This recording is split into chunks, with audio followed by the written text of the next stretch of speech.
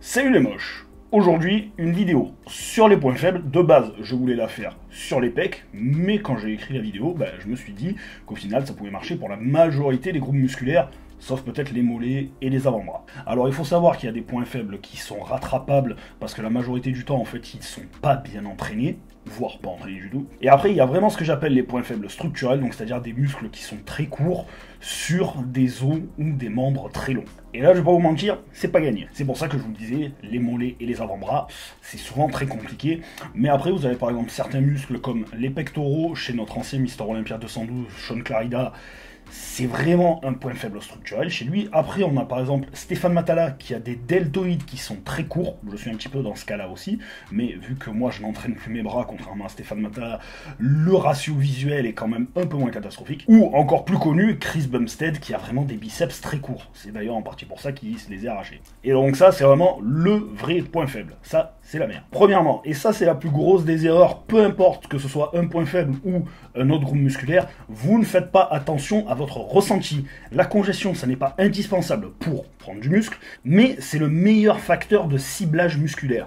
Là où vous congestionnez, c'est là où vous travaillez. Celui qui vous dira le contraire, il a absolument rien compris. On va quand même prendre un peu les pecs comme exemple, parce qu'en plus de ça, c'est le groupe musculaire qui m'a fait le plus galérer. Si jamais vous faites un exercice de pec au hasard, El Famoso développé couché, et que vous sentez que vos triceps et vos deltoïdes. Dans un premier temps, il faut voir l'exécution du mouvement et l'amplitude du mouvement, deux facteurs très importants. Et si jamais ces deux facteurs sont parfaitement corrigés, c'est que le mouvement n'est pas fait pour vous. Donc, fiez-vous à votre ressenti. C'est exactement la même chose quand vous faites un tirage pour le dos, peu importe que ce soit un tirage vertical ou un tirage horizontal. Si jamais vous sentez en majorité vos biceps et vos deltoïdes postérieurs, voire même vos trapèzes, c'est qu'il y a un problème dans le mouvement. Et en parlant de mouvement qui n'est pas fait pour vous, ça nous amène au deuxième point, vous vous acharnez sur des mouvements ou sur des angles qui sont contre-productifs. On va continuer quand même un petit peu sur les pecs. Si jamais vous vous acharnez sur le développé incliné, alors que vous avez déjà des pectoraux courts et par exemple des gros deltoïdes, il y a de fortes chances que votre faisceau claviculaire soit tout petit, et par conséquent que ce soit les deltoïdes qui fassent la majorité du travail. Premièrement, votre pec va très peu intervenir, enfin vos pecs, j'espère que vous en avez deux, et vos deltoïdes vont faire la majorité du travail. Donc vous ne rattrapez pas votre point faible, mais vous continuez à développer un point fort qui fout la merde dans le développement de votre point faible. Et il y a des gens qui se sont entraînés comme ça pendant des années, 10, 15, 20 ans, et qui se retrouvent à la fin avec un physique totalement déséquilibré, et au bout d'un moment, on ne peut plus rattraper certains déséquilibres. Et c'est la même chose pour les jambes.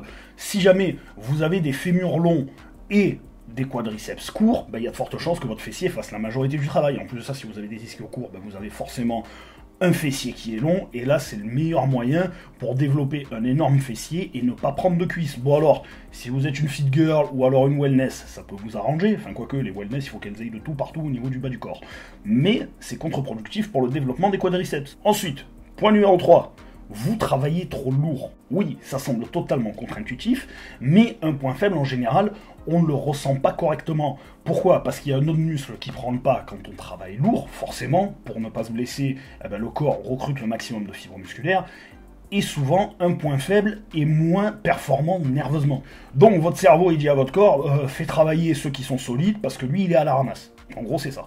Pour reprendre l'exemple du squat, si jamais vous avez un point faible au niveau des quadris et que naturellement vous avez des gros fessiers, là, croyez-moi, vous ne prendrez jamais des quadriceps. Parce qu'en plus de ça, le fessier est un muscle très volumineux et très fort. Donc le cerveau va dire à votre corps, envoie la sauce dans les fessiers.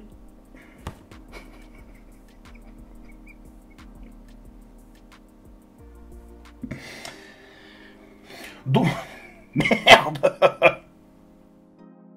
Donc le cerveau va dire à votre corps, envoie le maximum d'influx nerveux dans les fessiers parce qu'on a besoin de remonter une charge lourde, sinon on va se faire écraser. En plus de ça, ça rejoint le premier point, plus vous travaillez lourd, moins vous aurez de ressenti sur vos points faibles. Donc mettez des charges plus légères, faites des fourchettes de répétition qui sont plus longues pour développer au maximum votre sensibilité musculaire. Plus votre sensibilité musculaire sera grande au fur et à mesure des années, plus vous aurez la capacité de recruter des fibres musculaires sur votre point faible et par conséquent de le développer. Ça se fait sur des années, des années et des années. Ensuite, et j'ai fait cette erreur pendant des années, justement, trop de volume, trop d'intensité, trop de fréquence sur le même groupe musculaire pour pouvoir le développer. Dans un premier temps, oui, il faut mettre plus de fréquence, il faut mettre plus de volume, mais il faut quand même que ce groupe musculaire puisse récupérer correctement.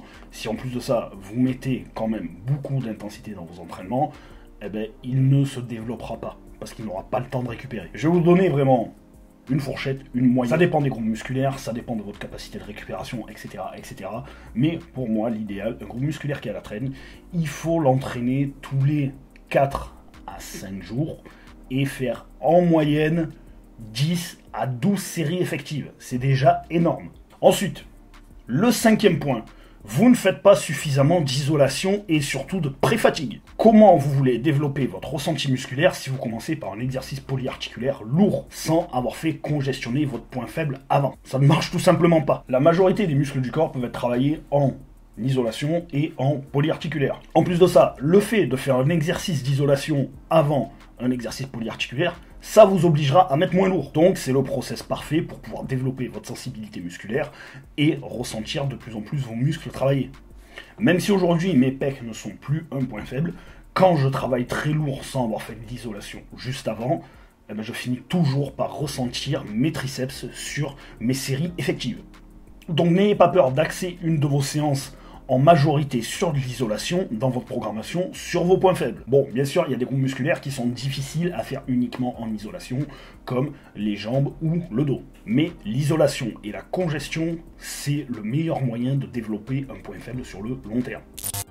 Ensuite, une des raisons pour laquelle les bodybuilders modernes n'ont plus du tout de pecs, pas assez d'exercices d'étirement et trop d'exercices de contraction. La tension mécanique avec un fort stress d'étirement, c'est ça qui vous fera gagner du muscle. Alors, les exercices de contraction, ça peut être bien dans un premier temps si vraiment vous ne sentez pas du tout un muscle, mais les exercices d'étirement sont le meilleur moyen de développer votre muscle. Après, il ne faut pas faire que ça, parce que nerveusement, vous allez prendre une torpille. Mais regardez, aujourd'hui, la majorité des bodybuilders font de l'écarté à la machine, de l'écarté au poulie vis-à-vis, et du développé sur les machines, un petit peu de développé avec halter, mais vu l'amplitude qu'ils ont, l'étirement au niveau des pecs est pas fou, et ils se retrouvent avec des deltoïdes qui sont plus gros que les pecs. Alors qu'à l'époque d'Arnold, dans les années 60, 70, 80, les mecs faisaient du développé couché, barre, développé incliné barre, pareil avec les haltères, des dips, des écartés avec haltères à plat, ils en bouffaient mais vraiment énormément, du pullover et un tout petit peu de poulie vis-à-vis ou d'écarté à la machine. Mais ils n'avaient vraiment que 1 ou 2 exercices de contraction dans leur séance. Tout le reste, c'était de l'étirement. Et ils avaient vraiment ces beaux pecs qui étaient très évasés, qui prenaient beaucoup de place sur la poitrine, chose qu'on ne voit plus du tout. Et c'est exactement comme ça que j'ai réussi à développer mes pecs, surtout la partie externe, c'est les écartés à plat avec haltère. C'est vraiment le meilleur exercice pour développer les pecs. Et le dernier point que je me tue à répéter depuis des années, quand vous avez un point fort qui fout la merde sur le développement d'un point faible, arrêtez de l'entraîner, putain de bordel de cul, tabarnak, comme diraient nos amis québécois. Putain, non, mais ça c'est un truc qui me fume. Arrêtez d'entraîner vos points forts, vous inquiétez pas, ils vont continuer à progresser. Ça fait plus de 15 ans que j'ai pas fait une vraie séance de bras, j'ai un tour de bras de plus de 50 cm. Déjà, vous allez gagner du temps et de l'énergie, et en plus de ça, vous allez laisser la place à un point faible pour pouvoir se développer. C'est comme si vous aviez 2 arbres côte à côte, il y en a un qui grandit plus vite que l'autre, vous arrosez et vous nourrissez les deux de la même manière. Non, priorité au petit, c'est la même chose. Bon voilà, c'est la fin de cette vidéo, j'espère que ça vous a plu. Comme d'hab, vous avez tout ce qu'il faut dans la description de la vidéo pour me contacter, et puis je vous dis à bientôt. Ciao.